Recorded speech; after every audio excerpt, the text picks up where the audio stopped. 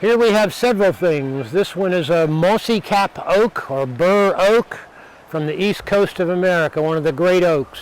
There's two or three big ones down the hill where there's more water. Up here it's going to have trouble, but it's a beautiful tree and I needed to test where they would grow. We've just seen a few podocarps, and by that I mean a totara from New Zealand and a Chinese Podocarpus macrophylla. Here is another one. This one is from South Africa, Podocarpus Anise, I think, and it's called yellowwood in South Africa, and it's a timber tree. There's two or three on the property. I think this might be a western yellow pine or ponderosa. Now they can get huge. I saw one die here in Warragul that was 5 feet in diameter a couple of years ago, a development. They just took it out. It looked like trouble to them, but it was the biggest western yellow pine I'd seen in this country. There may be some others. I think ultimately they can get 12 feet, maybe more in diameter. You can cut them down and make a house or half a house. That's a bunya next to it. I tend to not look at them much because I grow quite a few and I know a couple of them, but they are still relatively rare. They come from Australia. There's a bunya National Park in Queensland, about 100 miles west of Brisbane. Up in the mountains you can see great ancient bunyas, 6 feet and more in diameter, with hand holes and footholds by Aborigines. And but they used to grow lower down as well, but they were all cut out, most were cut out for timber. And of course, you know, it was hard to come to Australia once, and lots of people lost their lives trying to get here. There's wrecks all along the coast. But once you start doing that, traveling about, before you know it, you're sending loads of timber back to places like England. Seemed like a, hazardous long journey once, and then it's just a commercial venture. And the same thing happened in America. It was hell to get there and lots of work to conquer the place, but before long some of the boats were going back just carrying timber.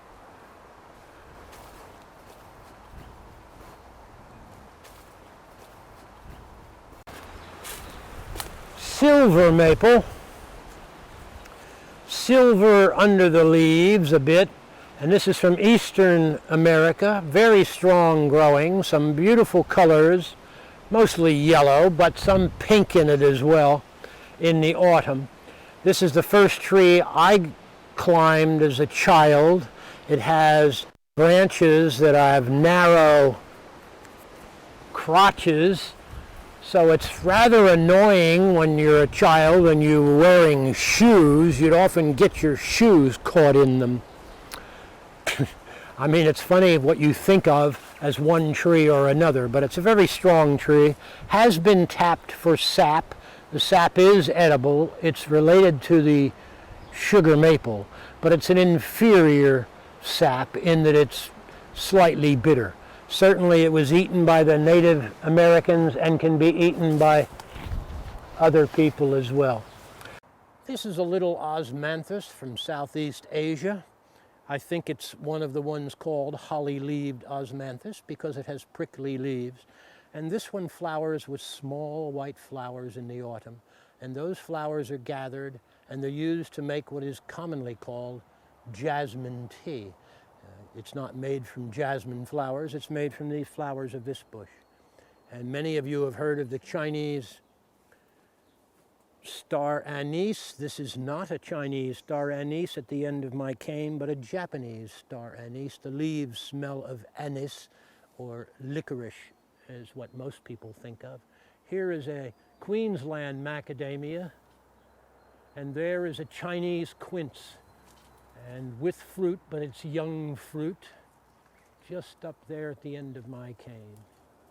This one has a beautiful dappled trunk, but I'm not sure you can catch it from here, from this side. That's a rare plant. I introduced that one to this region. just here, again, I think is a Bhutan pine. I could be wrong. I did have to try to figure out what all these things are when I found them. And the Bhutan and the western white pine of western North America have some similarities. And maybe I've got one or two of them mislabeled, who knows. If I ever find some time, I'll try to figure that out. But I think it's a Bhutan pine. And they're very beautiful.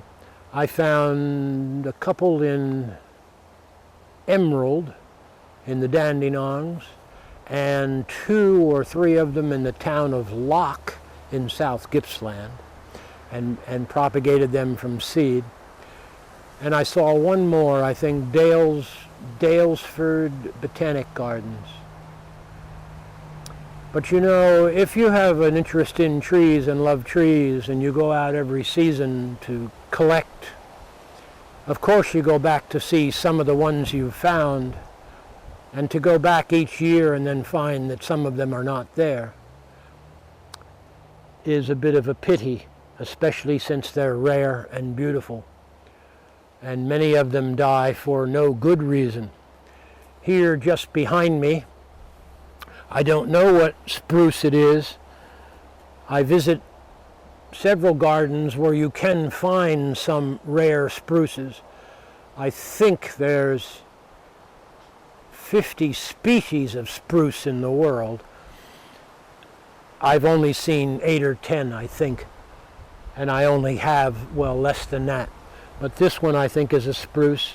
That one is another species of spruce, and I think there's a Tsuga, which is what we call Oregon here, or Douglas fir, a little further over.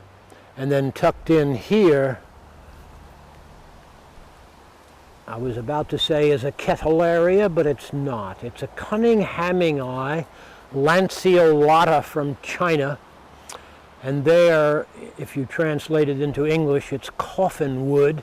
So it's a conifer, but there's only one species in the genus. It comes from China.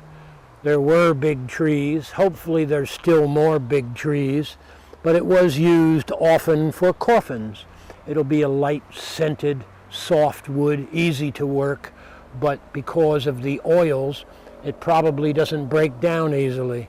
So it would be used for furniture to preserve beautiful materials or to preserve dead human bodies. A Queensland Cowrie.